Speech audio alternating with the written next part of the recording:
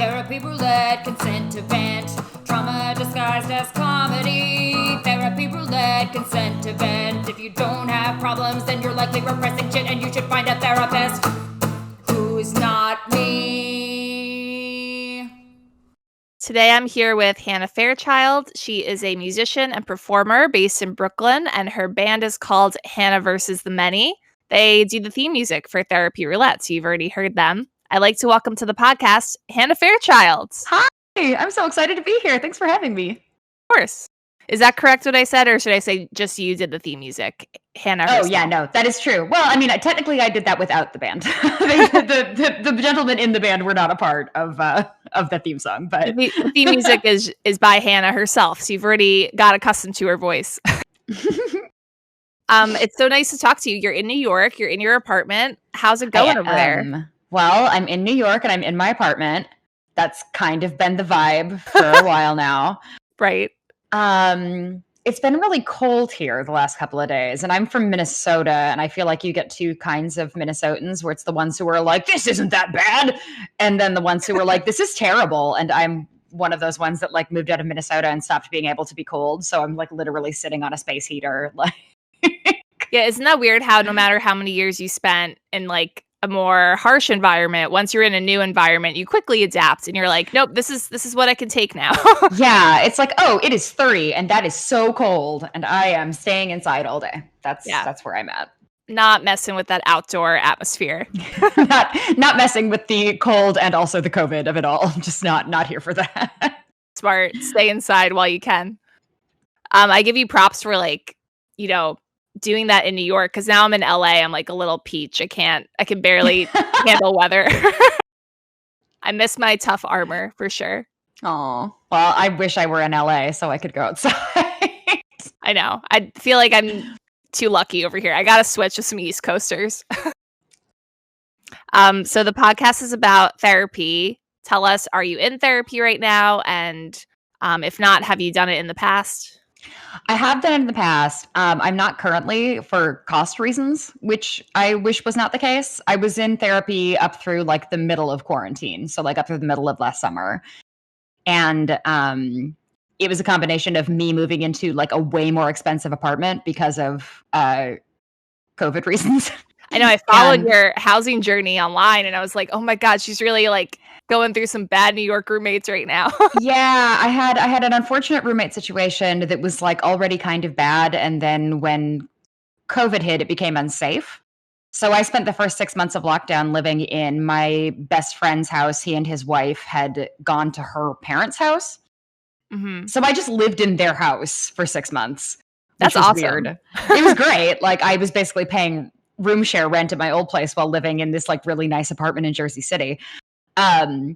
But Michael and Jesse were like, we would like our house back now. And I was like, cool, I will find someplace else to live. And I didn't want to move in with roommates during the middle of quarantine. Do you know what I mean? Like I didn't want to find strangers. Yeah. Yeah. You don't know what you just like, you have no way of knowing other people's risk tolerance levels. And also just like the idea of being stuck inside all the time. Yeah. With people I maybe didn't know that well. So I sucked it up and like now budget nearly all of my salary towards living in a really nice studio in Brooklyn that I'm super happy to have. Which neighborhood are you in? I'm in Sunset Park. Okay, cool. Which is just like just a really nice neighborhoody part of Brooklyn. I'm really close to Chinatown. So I'm really excited for when things start opening up again so I can like go get dim sum. Mm-hmm. I have not gone for dim sum yet. I'm excited about the summer when I can be vaccinated for dim sum. Are you going out at all? Or are you like pretty much apartment bound all the time? I'm pretty much apartment bound at the moment. Our levels went back up. And so I'm pretty antsy about that. I figure we're so close to the end of it now and getting vaccinated that now would be a really bad time to get COVID. I'd just be so mad at myself if That's what I think too. Like Dr. Fauci, I forget where I was listening to him on some news podcast, and he was saying, if you get COVID now, I mean, we're almost at the end. And I was like, yeah. Oh, Dr. Fauci would be ashamed if I got COVID now. I got to stay strong. I don't want Dr. Fauci to be disappointed in me. That's just like... that would be the ultimate shame. So bad. But yeah, I'm hoping to get back into therapy soon, but at the moment, I am without therapy. I feel you. Do you think it'd be? Do you think it was? Were you paying with it with insurance before you had to quit? I was going through a school that had a sliding scale program. Okay. So it was like yeah, affordable before you took on a much bigger expense. Yeah, and they also do a sliding scale based on salary, and like even the it would be a perfectly reasonable amount to pay if I wasn't paying so much money in rent, if that makes sense. Like it's like, wow, that's a deal. That's less than therapy even with insurance in most places. But yeah, I'm just rent is so insane in New York, and it always climbs. So it never really stays the same. Yeah, and for a studio in this neighborhood, I'm actually like, this may be not very interesting to a podcast, but like New Yorkers really like to talk about real estate. I have a really good deal on this apartment. It's like way cheaper than I was expecting to pay, so it's a great thing. But no, that's awesome. I think people are obsessed with New York. That's my own opinion as a New Yorker. So I think any content about New York is good content. Well, I'm here. So you usually pay on a sliding scale for therapy, quit because you upgraded your housing situation. Do you think you're going to go back once you can like more reasonably afford it? Yeah, 100%. I'm currently like, within the last couple of weeks, I was like, before the world opens up again, I should maybe talk to someone about the whole living inside and not talking to other people thing for months. Just might be good to have somebody to like bounce some thoughts off of. Yeah, for sure. And also the fact that you had to quit kind of without planning to quit, that sucks. So you probably had unfinished things. Yeah, I think I left it an okay spot, but there's definitely, it's when you spend so much time alone. I don't know if you've been finding this. I know that you're living with someone, but like when you spend so much time alone or just with like the one person, I find myself thinking about a lot of things and like sort of dwelling on things and having realizations about situations from my past or like feelings I've had. And I'm like, oh, that's interesting. I wish I had a therapist to discuss this with. Yeah, no, I've been living with Joseph the whole time, but I still feel like internally very alone just because like I feel like we all feel alone right now. So even if we like are physically near each other all day, it's like I don't have my friends anymore. I don't have my family. I feel like kind of isolated in that way. So it helps to have a therapist. I recently got back into it and I'm grateful like I got that going. So I was like, I think I'm going crazy and I like don't trust myself all the time. That's so relatable. Yeah. Because you have too much time to think and you don't have your real routines, your normal life. So everything's totally new and I don't know how to navigate it. So I personally was like, I need a professional to help me realize I am not that crazy, I hope. Yeah. And like for me, one of my like mental health coping mechanisms, I'm just like really extroverted by nature, and like doing stuff and seeing my friends and being out in the world are like huge, like especially for me. Yeah. In New York, because your apartment's kind of like your space, and then New York is a world. It's a whole universe. There's so much New York. There's just so much stuff that I have no access to right now. Yeah. So how do you substitute that for all the, extrovert needs you probably have? Like, how do you socialize? Oh man, I play so much Dungeons and Dragons now. And I saw that on your social media. I did not play Dungeons and Dragons before lockdown, and now I'm in 3 different campaigns. Oh my God, that's a lot. I have special fancy magic dice. I play so much Dungeons and Dragons. And that's just like, that's the idea of having a group of people who you see regularly to do a specific thing has become a thing. Yeah, you joined a community. Yeah. And so I also have a group with whom I read Shakespeare plays once a month. And I also have a group who does like a Zoom-based open mic on Monday nights. And these are such good communities. They're all like artsy and like a little nerdy. I like this. Yeah, it's been really nice for me. And like I've been really lucky in that I've been able to keep tabs on most of my friends through lockdown. And I've made a couple of friends in lockdown. Like there are people who I met over Zoom playing Dungeons and Dragons who are now my closest friends. And that's incredible. One of them I have never met in person. But you still hang out through this game group. Yeah, we text every day.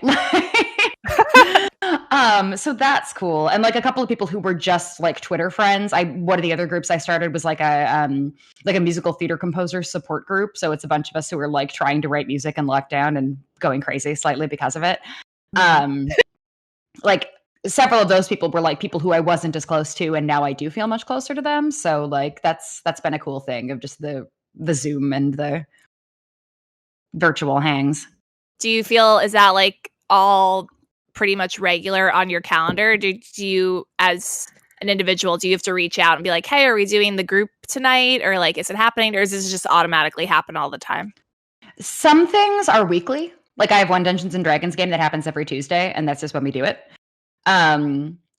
Some things everyone is super invested, so it's like, yeah, when are we hanging out next? Let's plan that right now before we all hang up. Which is smart, because then you'll most likely make it happen, or like half of you will show up. I like that idea.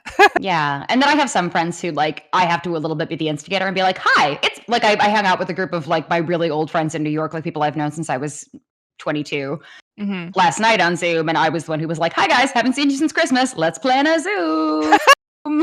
How long have you been in New York? 15 years. Oh my God. That's such a long time to live in New York City. It is. And that's been consistent. Like I haven't like come and gone, or that's just been, I moved here right after I graduated college. So viewers at home can do the math and figure out how old I am. Do you still love it? I do.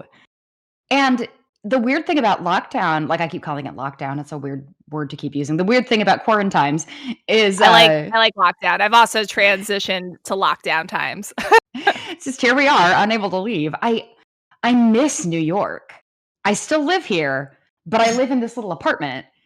Yeah. And just I miss being on the subway and listening to music, and I miss like going to a dive bar with my friends and then taking a cab home over the Brooklyn Bridge. Like I miss walking around and window shopping in Williamsburg. Like just little things that aren't even really anything, but are just huge aspects of my usual day-to-day life. I really miss.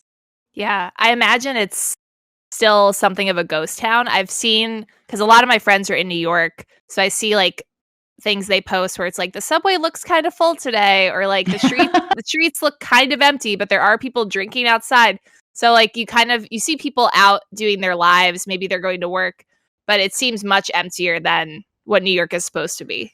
Yeah. In the summer when it was warmer and the numbers were way down, like I live not too far from Prospect Park. So like I was constantly meeting people in the park and like smuggling in bottles of wine and just like sitting slightly apart from each other and drinking wine in the park. And tons of people were doing that. Like the park was always full of people who were respectfully distanced. But now that it's cold and snowy, it's a little harder to do. And I trust New Yorkers way more than I'll trust anyone in Los Angeles, because I feel like in New York, people are using their brains. They're thinking about what they're doing. They put their mask back on if they're close to someone. This is what I get from Instagram. I think it's what's happening. And then in Los Angeles, people just don't wear masks, or they're rude or like entitled as a stereotype. But it makes me so angry that wealthy, educated people in Los Angeles can't get their shit together. And New York is like way bigger. And they don't, I don't know. Why is New York so much better than us? It's wild to me. Like I have another friend who lives in LA too, and she reports the same stuff back to me, that it's like kind of scary for her to go outside. Yeah. And I just can't understand that. Like the whole like anti-masker nonsense. I'm just like, but why? This is such a stupid hill to die on. Mm-hmm. In some cases, literally, like that's a tacky joke to make, but like honestly, like this is a very easy thing you can do that can protect yourself and others. Why wouldn't you just do that thing? The bare minimum you could do, just put a piece of cloth over your face literally while you're next to other people. it can be a cute piece of cloth. That's the thing. It can be part of your outfit. I heard the comic Nicole Byer was saying on her podcast, we have to make masks cool, and we have to kind of make anti-maskers uncool, and then they'll want to be cool again, and then we'll get them on board.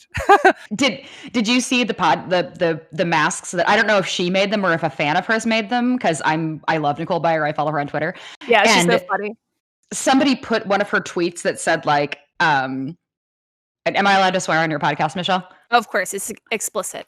Great. She had tweeted something like, everyone should wear a mask so I can get dick down in 2021 or something like that, or so I can get fucked in 2021. Yes. And so somebody made masks of that tweet. So you can get a mask that says, I wear this mask so Nicole Byer can get fucked in 2021. Nicole Byer is trying so hard. Let's help her out. I love her so much. I listened to her podcast, Why Won't You Date Me, which is all about like her dating problems, and I never get tired of it. I'm like, I know she's like encountering some shitty dude on an app over and over again, but it's always a little different and you always learn something new. I really want to listen to that one, but my dating life is such a nightmare that I'm like, I don't know if I can listen to Nicole Byer talk about it. Well, she interviews people who are mostly in happy relationships. Like usually she interviews people who are somehow like, you know, wifed up, coupled up. Sometimes she interviews single people, but usually it's someone whose romantic life is going much better than hers. So you get both. Okay, all right. Then maybe I'll check that out then. I need new podcasts. Yeah, but she's so funny. I think we should put everything on a mask, whatever will get people to wear it. When you were in therapy in the past, did you ever have like a really bad therapist or a really good therapist? The first therapist I had, unfortunately, was not a good fit for me. Mm-hmm. And it was my first experience with therapy. So I was like, oh no, is this what this is gonna, I don't like this at all. And her attitude towards me was kind of like very smug and condescending. Like she was like, well, but why is that a problem? And I'm like, because it's upsetting. And it was like, I was going through a period where I did not have a steady job. I was doing some freelance work, and then while I was in therapy with this woman, I wound up being made redundant at my freelance job. Like they lost the account I was working on. So I lost all sense of income and I'd had a really bad year and I'd gone through a really traumatic breakup and a previous really traumatic job loss, like all within a few months span. Yeah. It was and this woman, it was not a great time for your life, for the life of Hannah. No, it was a really bad, it was 2016. It was a really bad year for me. And Meredith, this woman's name was Meredith, at one point was like, what will you do if you never have a career in music? And I was like, she kept trying to say things like, you could get a job doing ad executives for musicians or doing advertising for musicians. And I'm like, nope, not the same. Like trying to spin your dream into some other dream that she was creating for you. Yeah, into something more lucrative. And it's like, it's the kind of thing that it's like the stereotypical, like, my parents don't understand my art, they always say these things kind of thing, except my parents don't talk to me like that. They're like, sure, live your life. And so I had a therapist who I was paying $125 an hour being like, your dreams are stupid. That's so shitty. And I hate when strangers try to mother you, where you're like, do I know you? Like, why are you giving me this parental condescending advice? Like, it's not at all what I came to you for. You're a professional. I'm paying you. What is this? Yeah, it just wasn't helpful at all. And then I quit that. And then because I did not have a job, did not get back to therapy for some time because I didn't have a job for several months. 2016 was a rough year. I had like stopped waitressing and then I had to go back to waitressing. Mm-hmm. I think you and I met before that. When did we meet in that writing class? Was that before 2016? I think it must have been 2017 because that's when I got my current job. Okay. And I had definitely started that job when I met you, like maybe just barely. Because you had is your current job, you said. You had a good job in that class. I remember you talking about it. Yeah, I mean, it's a friend of mine, I waitressed for 11 years, and in a combination of like, I worked in high-end places, I worked in like family neighborhood places. It was all terrible. You are a survivor of the service industry. I am a service industry survivor, and it's one of those things that I didn't realize how bad that job was for my mental health until I got another job, and I'm like, oh wow, terrible. I just don't have panic attacks anymore ever now. That's amazing. I'm like a completely different person. 11 years. And I waitressed most of my time in New York, but I was never in a high-end place. I was always in like, you know, a beer house, a cafe. So I feel like it was like a little less pressure, but I still felt the need to cry often where I was like, this is too much. Why am I here for 12 hours? I can't. 12 hours. And then like, in the high-end places, they hold you to incredibly impossible standards. They'll be like, this needs to happen in this exact order, and if you don't do it, you're a bad employee, and we're going to take you off dinners and put you on lunch shifts. And like they'll be like, you need to make sure that the spoon hits the table before dessert hits the table, but there'll only be like 8 spoons in the entire restaurant.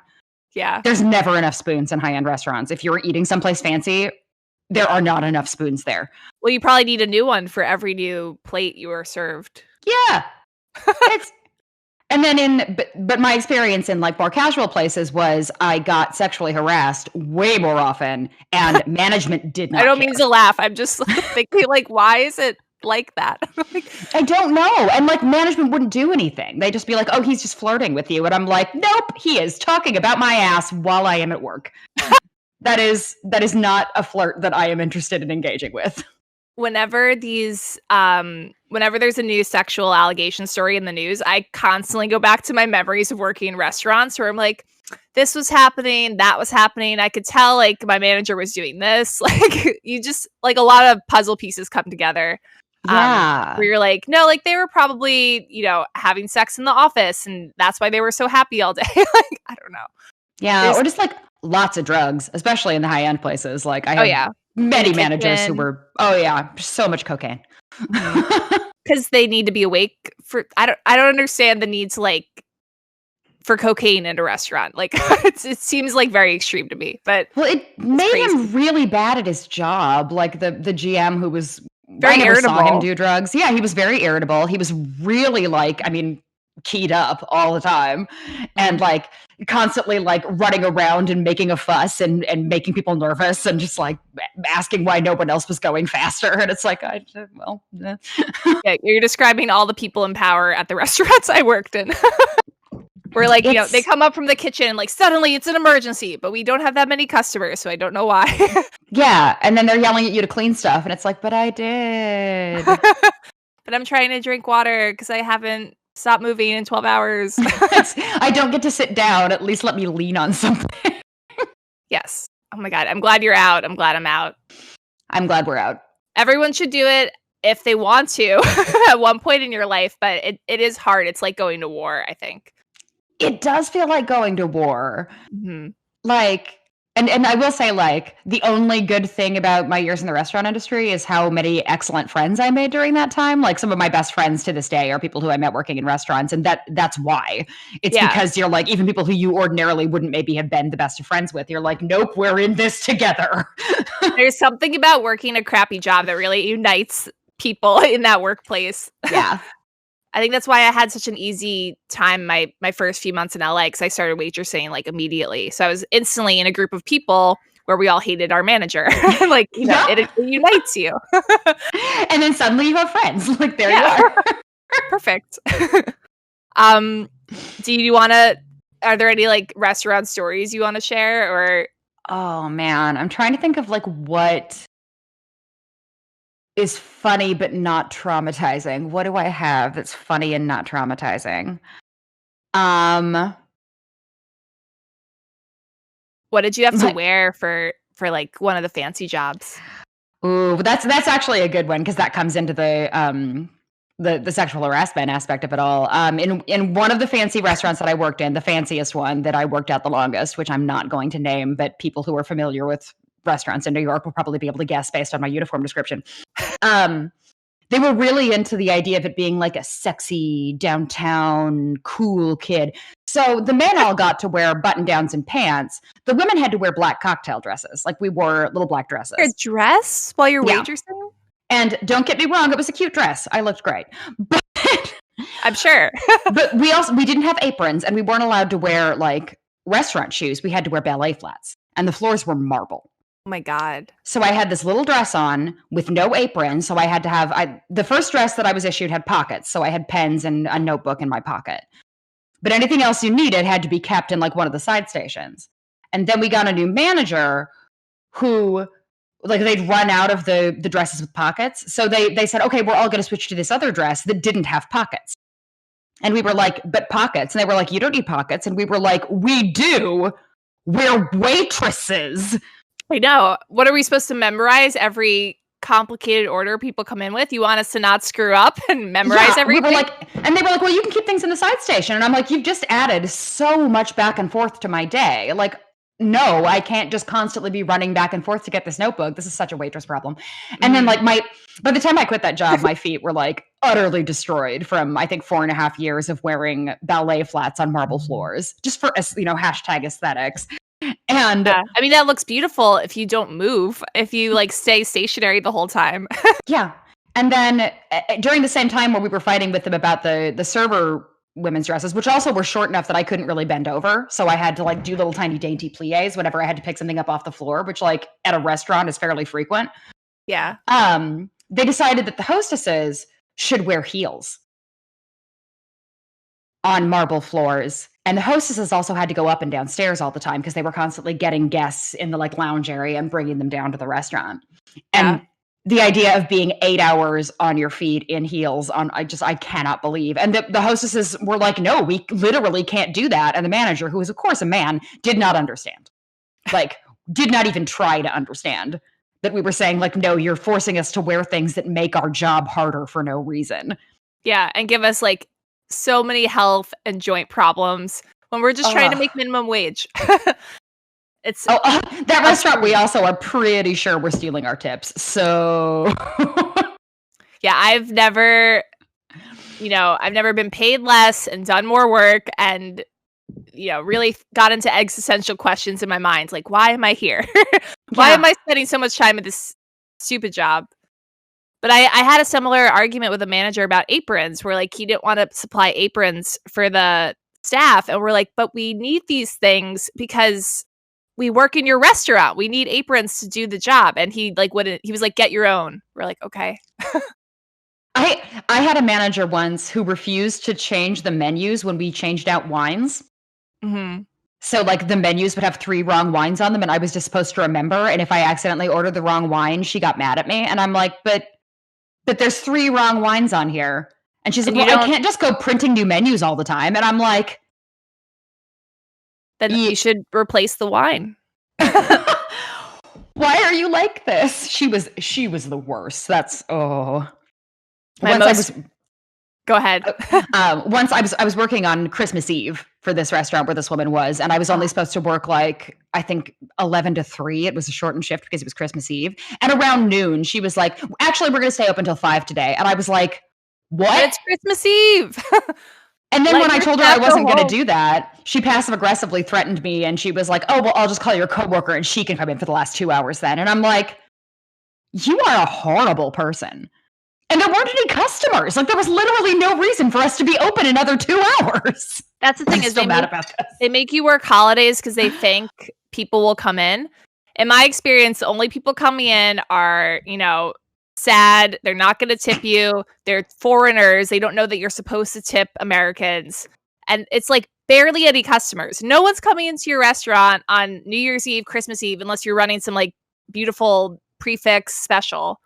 So. I refused to work New Year's Eve at the fancy place. They always had like a champagne thing going every time. And I was like, nope, absolutely not. I am not coming in. I'm not doing that. Putting your foot down. The most recent restaurant I worked at, the manager was like constantly intoxicated. And he would insist on being a waiter because he wanted the tips. And which is like its own problem. Because you're a manager, you're getting a better wage, I'm sure. You can't also be a waiter getting a bunch of tips. So he would come in drunk or get drunk on the job, fuck up my happy hour. And I'm like, you're spilling things and breaking them. And I could be getting much better tips. It was like so hard to work with my boss. Yeah. So, I work in an office now, or I have a desk job that I was thankfully able to keep during COVID. And I'm just so happy. Like I just, casually log in, answer emails, schedule social media posts. Like, it's so much better. It's so much more what I think you're supposed to do for work. I think it's like you're supposed to have that ease of like, I could sit down. I could have a beverage whenever I want. Like, I don't have to like beg to drink water. Oh my God, I can eat. Yeah. You can eat. You can take a break. They pay you to take a break, or they encourage it. Yeah. It's so much better. Yeah, the toxic industry of restaurants, a lot of entertainment places where they like rush you to not take a break. It's not cool. We gotta fight back in some way. Yeah. Fight for the little people. I think removing tipping culture is going to be a huge thing. Like, I think people who work in restaurants need to get paid a salary and paid a lot more, especially like people in the back who are getting like a really crappy hourly wage to get yelled at by horrible white men who went to culinary school. Like, they need to be getting paid so much more. There was a restaurant I worked at in New York. We got paid $5 an hour. That was not minimum wage. That was less than minimum wage. Insane. Because they were like, "Oh, you make tips." Yeah, we make tips sometimes. You're not allowed to ask. So if somebody doesn't give them to you because they're like, I don't know, French, like, which happened all the time. Yeah, in New York City, like half your customer base is not from New York City. Yeah. And sometimes they know, and sometimes they know to tip like a little. Mm-hmm. And sometimes they resent the fact that, you know, or there's the American people who are like, your tip starts out at 20% and then everything you do wrong, I knock off a couple of percentage points. It's like, you're a horrible person. Yeah. Tip well. And I like your idea of removing tipping culture. I hadn't thought of that, but I think that's a great step forward. Yeah, I think that has to be. Glad you're at a desk job. I'm in a desk job. We can be creative on the side. Mm-hmm. Sometimes during lunch. When, not that I'm working possible. From home. Yeah. When I need a break. How was your childhood? It was in was it in Minnesota? It was in Minnesota, yeah. What was that? Cold and dark. Full of snow. Full of snow. Like, I'm from northern Minnesota too, from like a small town. I'm from the town in Minnesota that's right next, like literally overlapping with Fargo, North Dakota. So if you've ever seen the movie Fargo or the TV show Fargo, none of that takes place in Fargo, but that's what my childhood looked like and sounded like. Very cold, very desolate. Yeah. And like when I was a kid, it's like I would have to get up before the sun rises to get ready for school, put on 18 layers, go wait for the school bus. The wind would blow so much that my eyes would water and then they'd freeze shut. God. Hop on the freezing cold school bus, go to school, you know, slug off all of your cold weather gear, be in school all day. And like, my high school specifically did not have windows in a lot of the classrooms because it was built to be a bomb shelter. The high school? Yeah. So like a lot of the classes just full on didn't have windows. So there would be, and then if I did extracurriculars, I wouldn't get home until after the sun had set. So there were whole days where I didn't see the sun. Okay. So I think this is why you're adapting so well in isolation in New York. Because you went through all of that. Yeah, it's like, oh, it's just inside times. Yeah, it's just like October to March. You built so much character as a child and like adolescent. I'm just like shaking my head, like I could have done with a little less character. How was your home life and all that stuff? Was anything really good, really bad? Yeah, I mean, I come from a slightly dysfunctional but very loving family. Like, slightly dysfunctional doesn't sound too bad.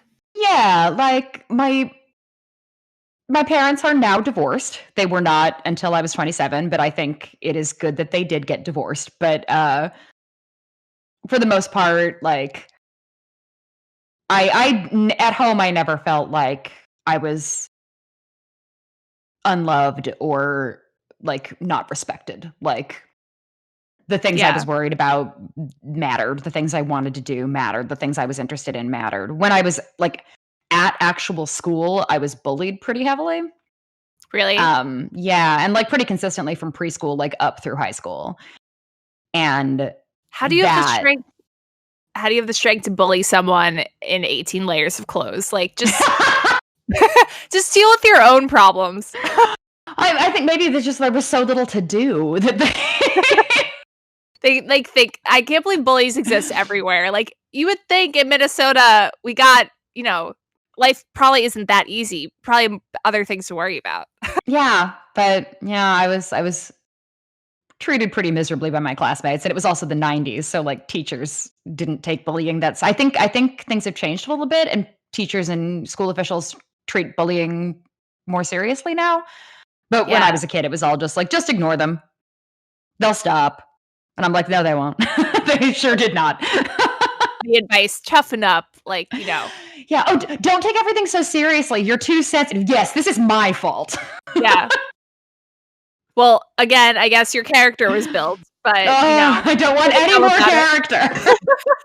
That sucks. I feel like I don't think I was really bullied. One of my sisters was, and I can only imagine what it's like now with the internet. But that had to have left a mark on you. And yeah. I mean, that's one thing I'm super grateful for is that social media, like the internet barely existed when I was in high school. And like by the time AIM was a thing, American Online Instant Messenger for the unacquainted and the young, by the time I had one of those, I was like a senior in high school.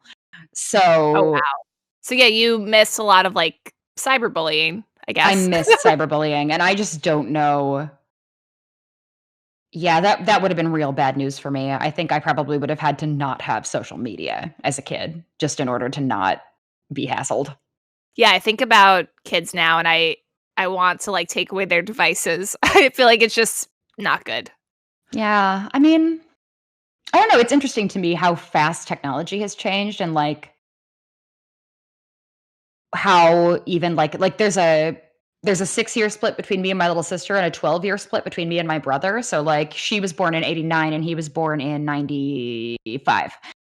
And just like even just the differences in what we grew up with. Like he doesn't remember a time without the internet.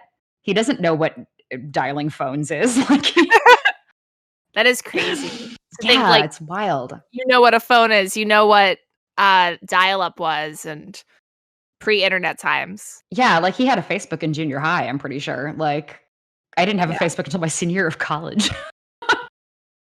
Did you how did you recover from like all that bullying stuff? It's hard to say. I knew you were going to ask this question, so I was thinking about it a little bit today and how like I feel like I also have like pretty bad anxiety. Like for which I am diagnosed and medicated, and it's a whole thing. And I feel like bullying and anxiety are both things where you can't tell someone that you have experienced this without going into how bad it is, and nobody wants to hear about that. So if I'm just like, yeah, I was bullied as a kid, people are like, oh yeah, lots of people go through that. And I'm like, no, not like I did. Or like, oh, lots of people have anxiety. And I'm like, oh, do you stop eating when you think people are mad at you? Because I do. Yeah. Like, just to interrupt for a second, I hope if you are listening, I hope you do not do that. I hope you don't say everyone has that. Everyone has anxiety. That is like the worst thing to hear. I encounter that in my own life when I'm just like complaining about something. And then if someone goes, oh, everyone has that problem, it makes you feel worse. So yeah, it doesn't make you feel like you're part of a community. It makes you feel like your problem is dumb. Yeah. Like, oh, your problem is just generalized. So yeah. But I was bullied as a younger kid occasionally because I was from like a smaller school. So when I mixed with the bigger school, I feel like I was bullied because I went to Catholic school. So when I like had a sport with the public school, I feel like I was the weird one. And I remember getting called big eyes, which like I thought would be a compliment, but it made me feel like really terrible. And I was like, I think I have big eyes. And I went through a lot of periods with like no friends.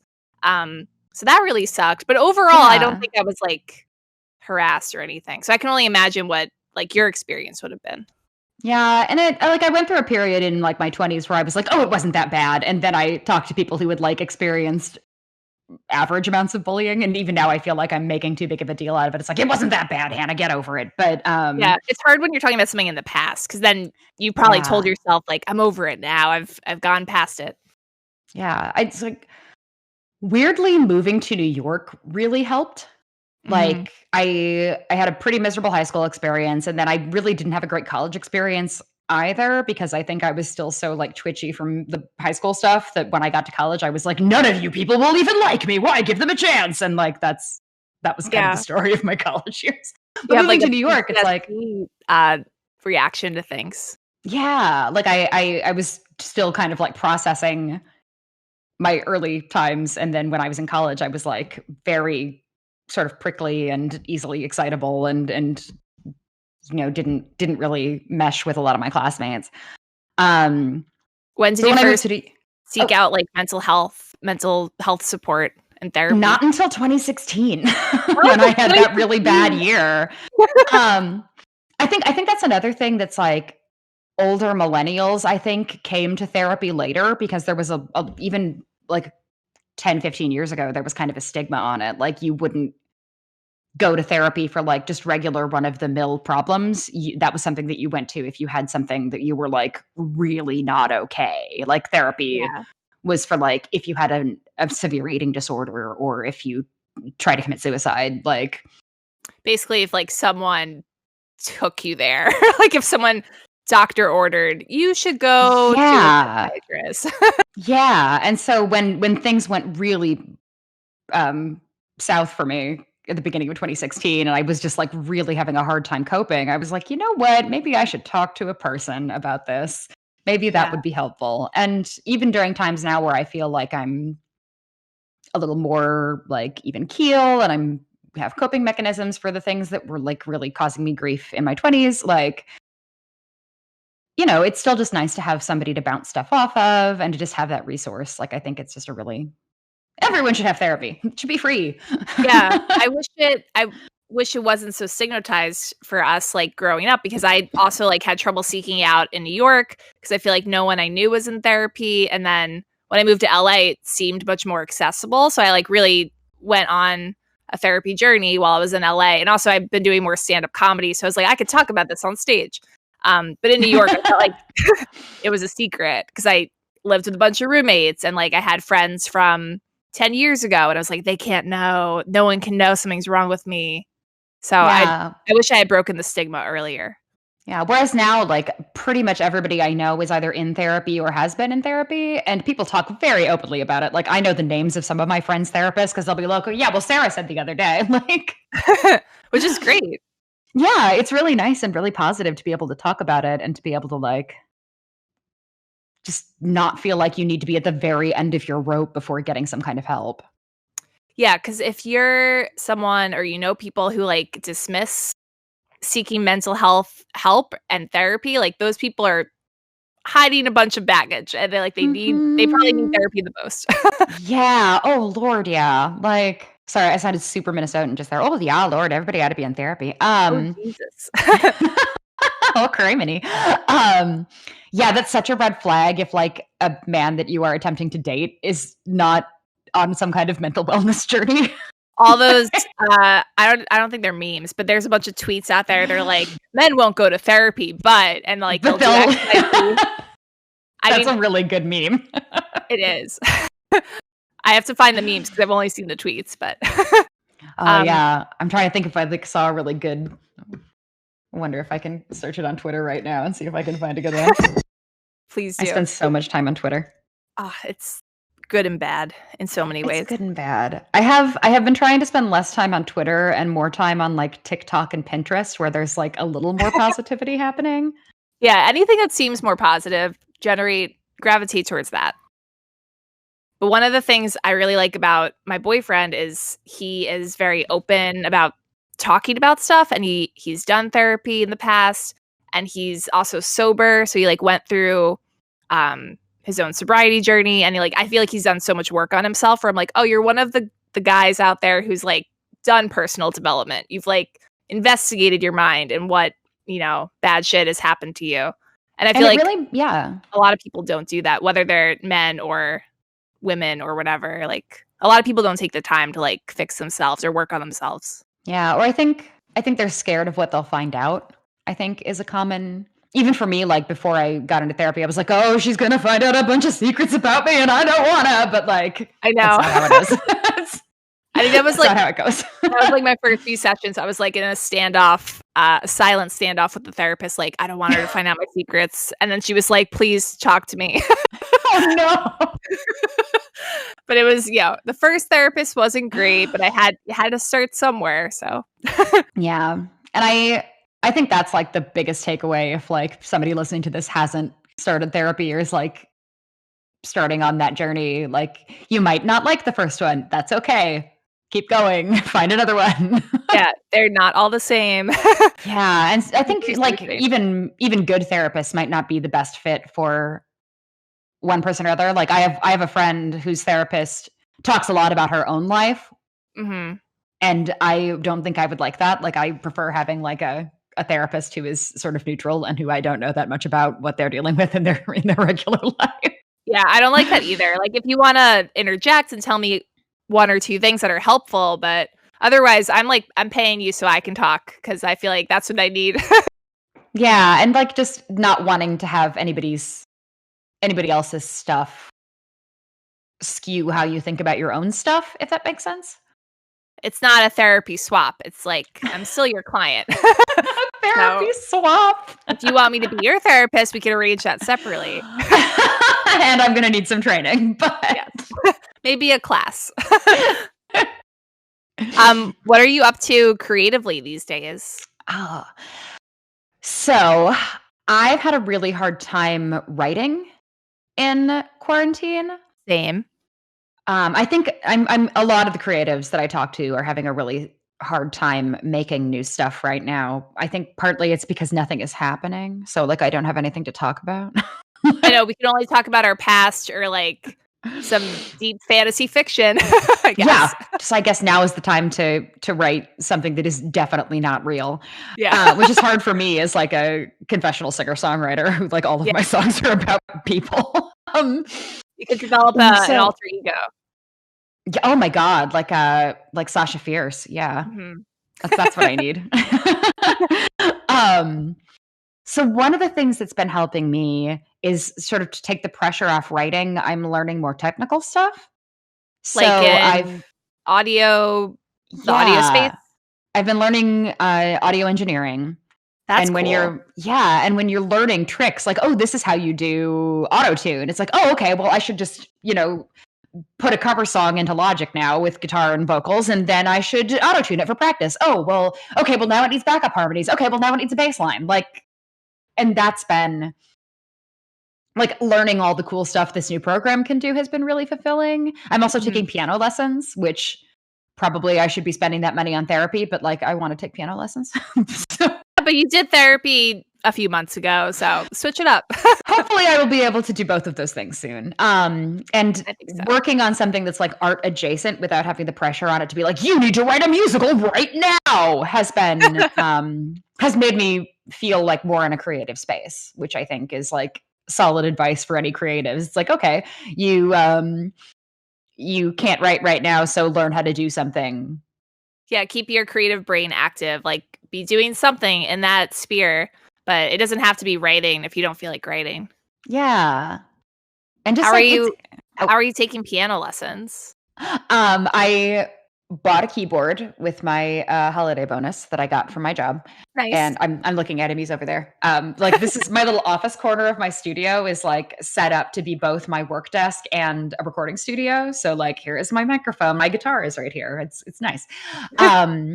But so my friend KG, who is brilliant, teaches virtual piano lessons. And so he's in his house in Queens with his piano and his iPad. And then I like set him up right next to my piano and he'll be like, okay, do this. And I'll do that. And then he'll teach me like, so I can see his keys and he can see mine. It's that's nice. Cool. Yeah. I like that.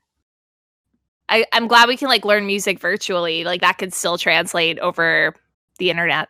Yeah. So that's been just, did I accidentally turn that off? No. Again, it's like, I'm not doing something, it's not writing, but while I'm working on that, I'll have ideas for songs. Like while I'm working on this, I can see like, oh, I could write a piano part for this song that was on guitar before. Like just things to get your brain working in that way again. And I think it's important, like as creative people, you give yourself time off if you feel like you need time off, or go live your life in some way. Like I know we're living life in our houses right now, but like as long as you're getting new experiences, you're doing something like learning new skills, you're still having that experience you could write about later if you want to. Yeah. And I think one thing that I keep forgetting is that like it's a global pandemic, and up until recently we had a terrifying president. Now we have a president who I wouldn't have picked, but he's fine. He's like boring in the best way possible. It's like I voted for him. Like I support him. Yeah, he's certainly better than the last one. He's definitely he's surprising me all the time with like the cabinet picks and everything. So I feel like he has a great team. Yeah, he's doing better than I thought he would. He's not like doing everything I wanted, but like it's all right. We're off to an okay start. Yeah. We're definitely on a better path. Yeah. But we've been living through some pretty like globally traumatizing times. And it makes sense if you can't function the way you normally can. Like everything was real scary and continues to be real scary. And just because we've kind of gotten used to it doesn't mean it's not still bad. I feel like life has never felt more fragile. Like Yeah. we're constantly reminded how easy it is to get sick, to, you know, how close death is. This is like my own dark view of it, but I constantly am like, what do I really want to do? That's what I should be doing. Like I should not be wasting my time at all. Yeah. I'll be like lying in bed at night and be like, oh no, but if my mom gets sick, oh no. Yeah, I feel you. But that's not productive. They say it's not productive to like worry too much. I've heard you could like worry on a timer, like give yourself 10 minutes, 20 minutes to just worry about everything. And then when that timer goes off, you're done. Like you're back to real life. That. It kind of might helps. Try that. I think I heard it from Kumal's wife, Emily. She was Gordon, the Emily Gordon? Emily Gordon, yeah. So she was saying on her podcast, like, have a freak out moment, set a timer, 20 minutes, freak out about everything in your head, and then when that timer goes off, back to your day. Like hopefully I like that. Spilt it out of your head a little bit. Yeah. So try to worry about your family on a timer.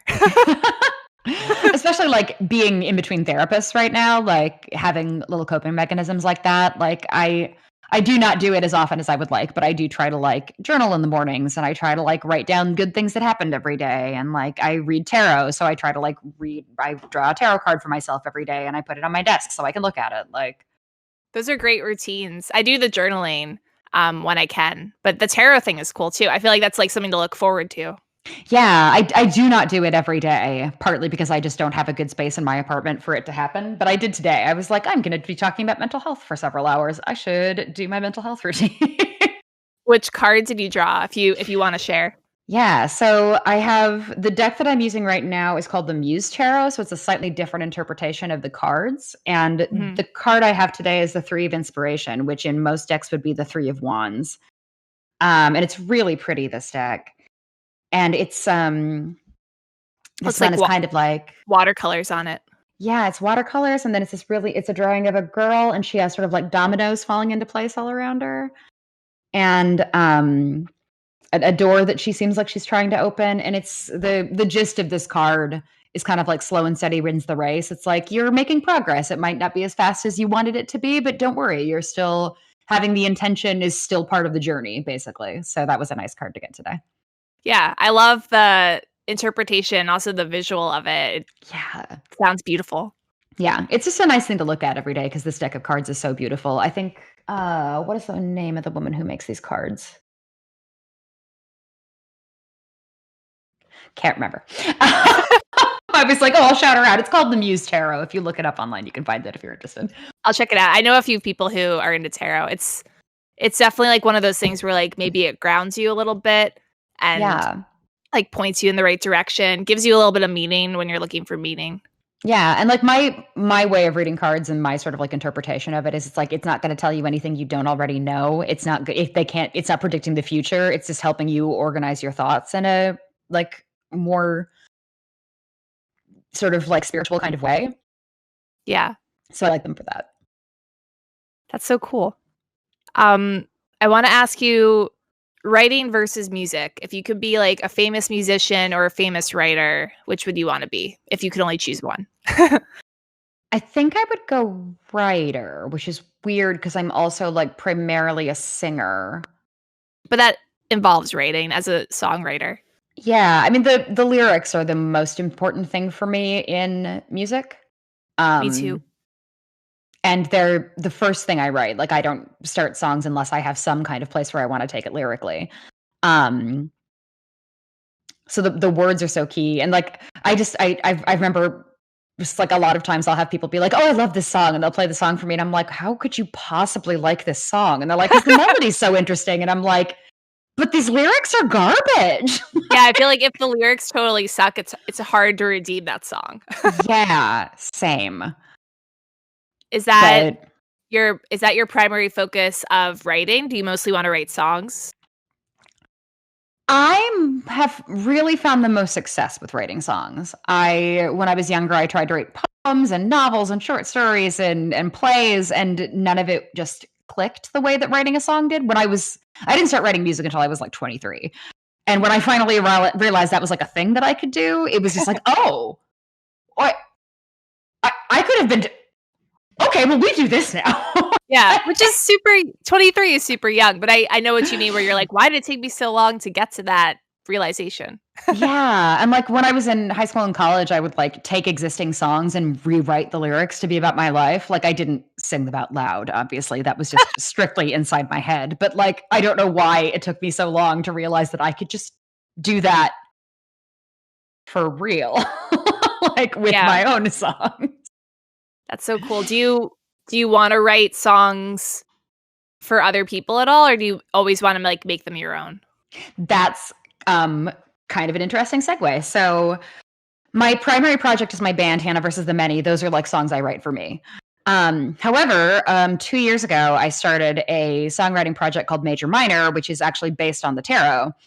So the way it works is I sit down with a singer and I draw a card for them, and then we do a kind of like a chat about what the card means and whether it brings up a story for them and what they think of this or the other thing. And then I write a song for that singer based on the card. Oh wow. Yeah, and it's gotten super stalled because of COVID, but I'm in the process of recording like a song that I wrote a year ago, and my friend is making a recording of it so we can put it up on YouTube. So that's the next thing. But like if you go to my YouTube channel, you can find like my I drew the Hierophant for my friend Jenna. That was the first one, and that card's about like the traditional interpretation is like a religious teacher, but can be just like an authority figure, and immediately just like brought up the story from her about how her nephew had just been born and she isn't his godmother because she's no longer religious, but she still feels like a very important, like protective feeling for this kid, and how she wants him to grow up and know that he belongs and knows that he's loved. And so I wrote her a lullaby for her nephew. And it's not, yeah, and it's not a song I ever would have written for myself, but I got to write it for Jenna, and it's been a really cool way to like collaborate with other people. And yeah, I love that concept too. Like a tarot card must be drawn, and then it elicits some kind of like memory story. I feel like that's a great process. It's been a really fun project so far. I'm excited to get back into it. And then I'm theoretically working on a musical theater piece, which I'll write the rest of someday. There's like 2 songs done. I'll write the rest of them. I will definitely write the rest of those songs someday. If you keep saying that over and over again, then you will. I have there's like things to work on up on the wall over my desk here. So are they like written out goals, or is it like the actual project written? The 2 things up right now are an EP that I'm trying to write for the band, and then another EP that I want to try and produce myself in Logic. So like there's a 6-song EP that I'm trying to get written so that I can record it when we get out of lockdown and I have access to my bandmates again. So I can have like bass that isn't bad and drums that aren't in Logic. But then I'm also eventually want to work on a project that's going to be like an electronica album, because I want to try and make it all myself in software and see if I can do music that way. That's cool. I know you were saying you're getting into synth. Yeah. Now that I have a keyboard, it's like, ooh, this makes funny sounds. Nice. And what's your YouTube channel so we can find it? Yeah, everywhere. I'm Hannah versus the Many. So like don't search Hannah versus the Many on YouTube. Go to youtube.com/Hannah versus the Many. For reasons I don't understand, I don't show up in the search results. Really? Yeah, like old videos of me playing music in bars when I'm like 25 are the first thing that show up, and you don't get taken to my actual channel. It's very irritating. But is it Hannah versus the Many with a VS period? No period. No period, just VS. Okay. And that's also where I'm everywhere else. It's so like maybe algorithm dependent. I don't know why search engines work the way they do. Literally the first search result, or like it was a few weeks ago, is a video from a guy I hate who took the video without my consent and put it on his YouTube channel without telling me. And I would tell him to take it down, but then I would have to talk to him. So maybe you could send him a cease and desist letter. Excuse me, this does not belong to you. That seems like some bad juju flying around. Yeah, I mean, hopefully karma will catch up with this man eventually. I hope so. I'm sorry. What are some musical artists you think we should listen to besides Hannah versus the Many? What are you obsessed with? What am I obsessed with? Okay. My like sort of like holy trinity of idols, like the people who I'm just like, I want to be these people when I grow up, are Joni Mitchell, Kate Bush, and Nico Case. Okay. And I feel like everybody knows. I don't know Kate Bush. Kate Bush is so weird. She started in like the late 70s, and her music is just, her lyrics are incredible. Her voice is super weird. Like she has like this super rangy voice. Have you ever heard the song Wuthering Heights, about Wuthering Heights? I don't think so. Okay, that's her like big hit that people have heard, and it was like one of her, I think it was her first single. I'll have to go listen to it, see if I know it. Yeah, she signed with a label when she was 17, and she did a couple of albums, but then she didn't like not having control over her music, so she like broke her contract, built a recording studio in like her parents' yard, and then made all these weird albums that she produced herself. And she's an incredible lyricist, and she's super prolific, and like she's just my absolute hero. She's the first music I ever remember hearing as a kid, was when my dad played her albums for me in the car. So yeah, that's a thing that everyone should know. Kate Bush. Talk about being self-sufficient, like building your own recording studio in a yard. Yeah, that's like all of my musical heroes are people who were like, nope, just gonna make music. Don't care about, Joni Mitchell was very much the same way. She was like, nope, just gonna do my songs my way. Hope everyone's fine with that, because that's how it's happening. That is a true artist, and you know what? That's how you break out of the system. Mm-hmm. Yeah. I've heard, like, I think you're kind of doing this too. It's better to learn as much as you can about like how to make the music you want to make, how to produce it, how to get it out there. Because if you rely on other people, like you're going to be tied up in other people and the business and bureaucracy along the way. Yeah. And especially like there aren't a lot of women audio engineers. So if you're going into an album, like, and the men who've produced my albums so far, who've like engineered them for me, have been great. But it's a different feel, either being able to do it yourself or working with a woman, than it is working with a man. Like just, even if it's the best man in the world, and the two men who've helped me record are two of the best men I know, and it's still like a different feeling than working on something with a woman. They just don't understand that part of you. So it's always like missing something.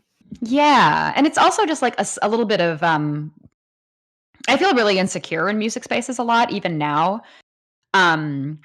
Because they're so male focused, and also because I'm primarily a singer, and I feel like that's not enough for some people. Like, like you should be able to do it all. Yeah. Or like being a singer doesn't count as being a real musician. It's like, oh, well, anybody can sing though. And it's like, well, I actually have a degree in performance, and I can sing good. And I have a lot of technical skills that I spent literally 2 decades learning. So yeah. You just have to like amplify that voice and be like, no, I am a musician. I'm a professional. It's hard to like have to prove yourself over and over again. You shouldn't be doing that. So yeah. And even in like, again, like rooms where the men do not think that, like the men aren't thinking Hannah's just a woman, her opinion doesn't count, or Hannah doesn't know what she's talking about because she's a woman. That feeling, I still have that feeling that I need to prove myself. Mm-hmm. And it creates this weird dynamic where it's like, I feel like I need to, impress you somehow. And I don't, which is distracting from the actual goal of making music. I think that's the way women do things. I think we feel the need to impress, to like, bring it to a 10 all the time. Yeah. Men don't. That perfectionism is always there, for sure. Yeah. Like living with Joseph has really opened up my eyes to like the differences between men and women.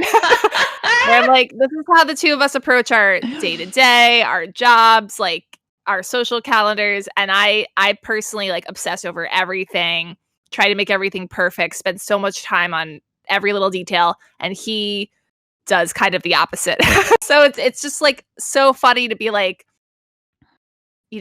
what our definitions of, acceptable perfection are, and they're totally in different directions. Yeah. So I feel like whenever you freak out, like this man thinks he's better than me, he thinks he's better than everyone. It's usually their point of view. Just words of wisdom. Just a standard issue. You just think, if you think like a white straight male, you'll think you're better than everyone else, and that's just how they approach the world. So I just can't imagine approaching the world with that kind of confidence. Like, I just don't even it's know what that would be wild. like. It's wild. Good, I don't know. good for them, I guess. I wonder if it's also like your anxiety too, where you're like, you feel the need to like fine tune everything until it's as good as it can be. Like, I feel like I have that with whatever anxiety I have. Yeah. Like that's one of the things that's been nice about the sort of like journey into starting to write musical theater music, because that process is different. With musical theater music, you start in a place and you expect the song to change. That song might get cut. That song might get completely rewritten. That song might start out being for this character and then get reassigned to a totally different character. So I feel a lot better about, like, things don't need to be in their finished form. Whereas when I write a song for the band, I feel very much like I need to have everything done, at least between the lyrics and the guitar part, before I play it for the guys who play in my band. Like, it needs to be perfect from my end. My part of it needs to be completely without flaw. And then I can send it to them. Which I totally get, because you're creating that part. So you don't want anyone to mess with it until you feel like it's done. Yeah. And especially with lyrics, like, I'll sit on almost finished songs for months and it's like, oh, wait, no, this word rhymes. It came to me. It came to me on the subway usually, which is another reason why I'm not writing right now, is because I don't have access to the subway. Isn't it weird to miss the subway? Where you're like, I never really thought I would miss this like infected train, but I do. And like, I listen to way less music in lockdown, because I usually listen to music on the train. Like, that was my time for listening to music, checking out new bands, like looking for inspiration for tracks, stuff like that. And now I'm just like, oh, I haven't listened to music in a while. Yeah, your idle time has, it's different now. It's like in the house. So yeah. And I like having like people talking on. So like, I listen to podcasts, or I'll have on like television shows or stuff in the background, because it's like, even listening to music feels like I'm alone. Whereas having, I don't know, Criminal Minds going in the background, it's like, oh, my friends are here. Yeah. Solving crimes.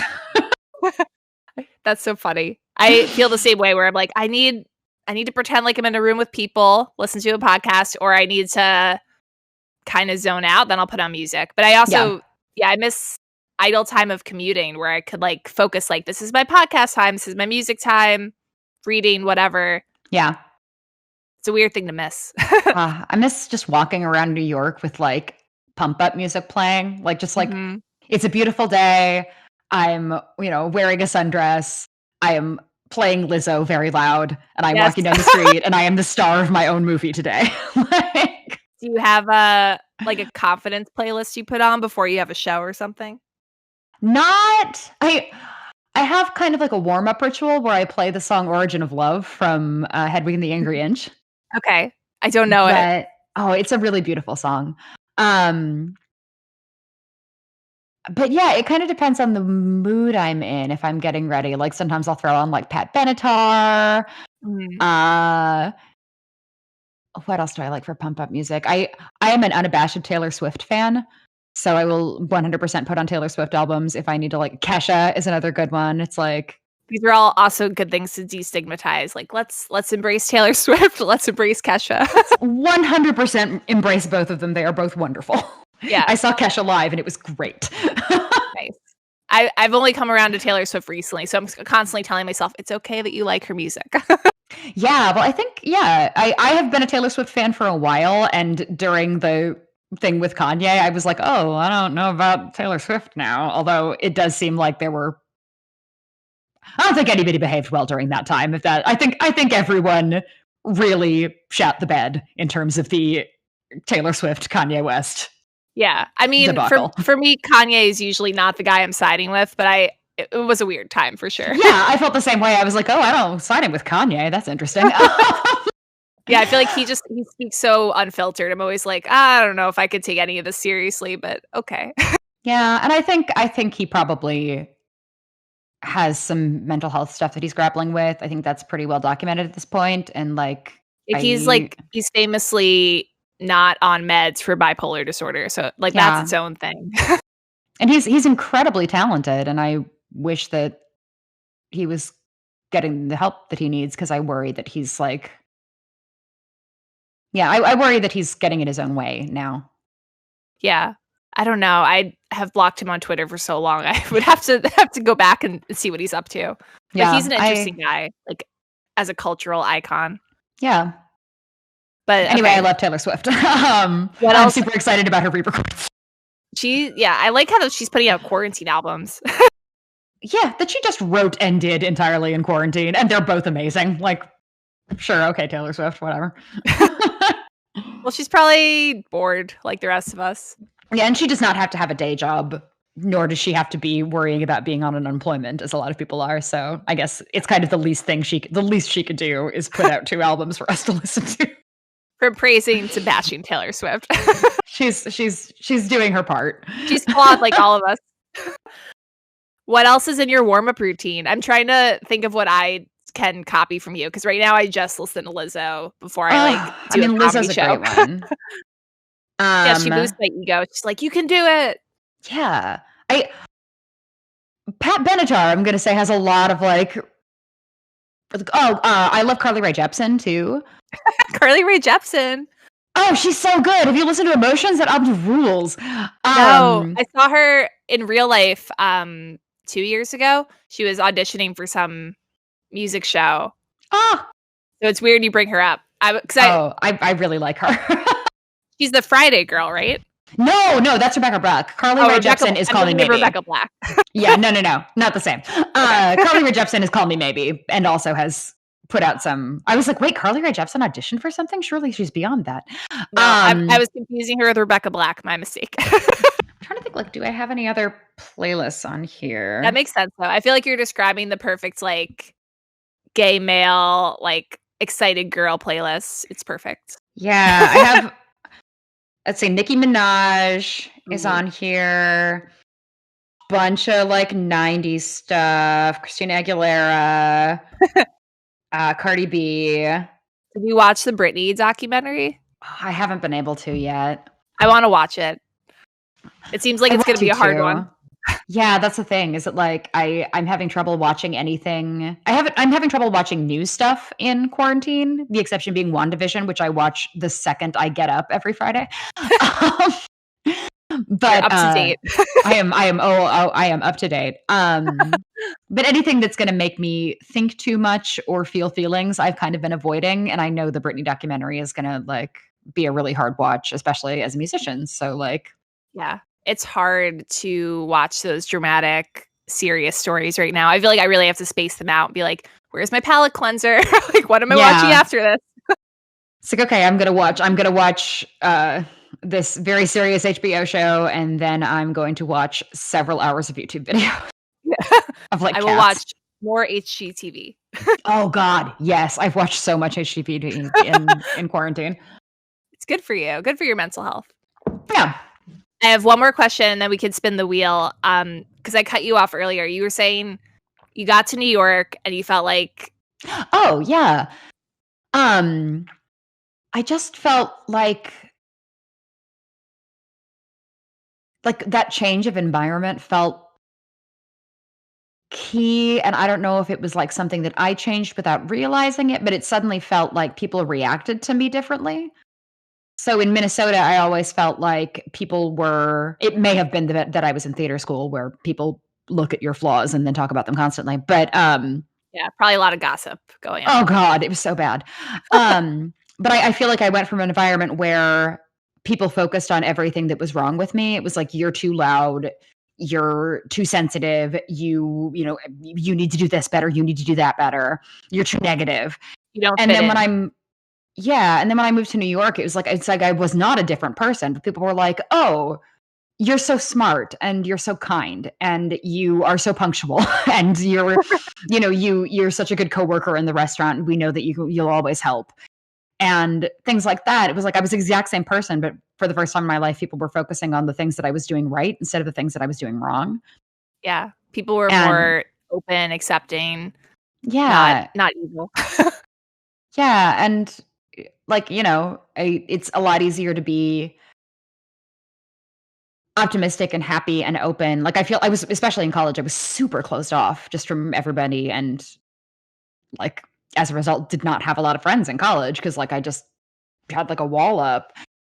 Mhm. And moving to New York, I had just like it just so for the first time in my life, making friends and being around people was easy.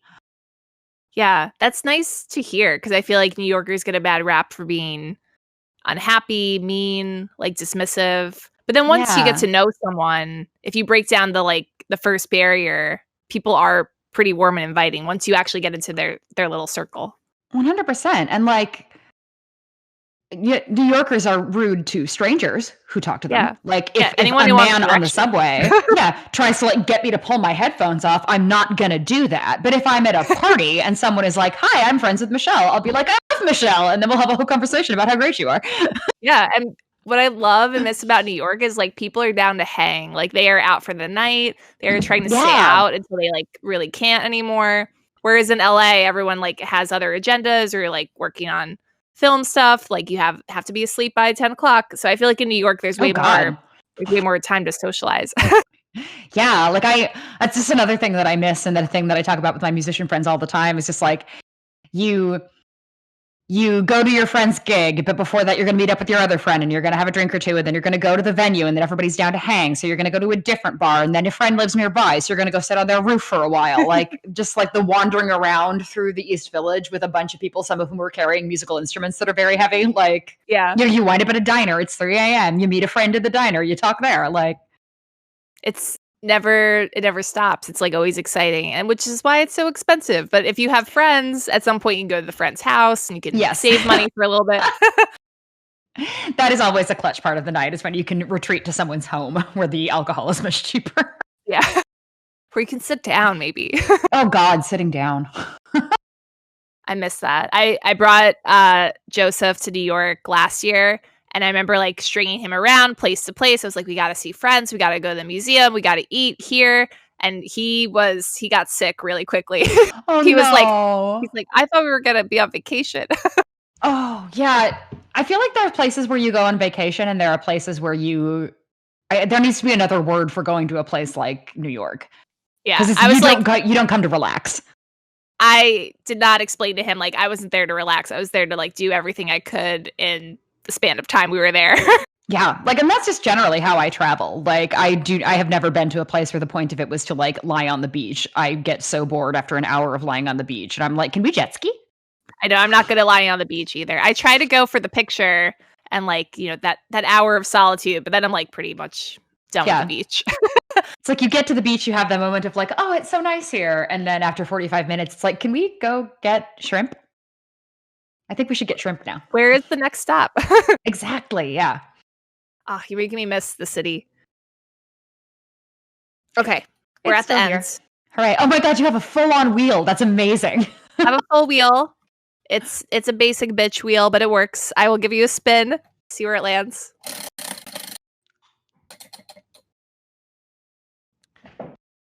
What have you learned lately? Oh.